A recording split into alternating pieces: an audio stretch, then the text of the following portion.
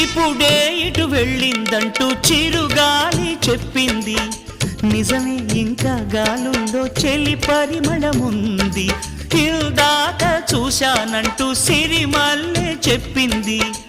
ఇదిగో అంటూ తనలో చెలి చిరునవ్వే చూపింది.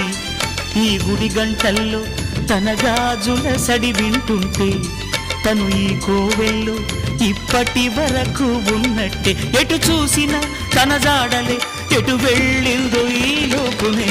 నేలనడిగా, పూలనడిగా, నీలి నింగి చుక్కలనడిగా, ప్రేమించిన చెలియేదని.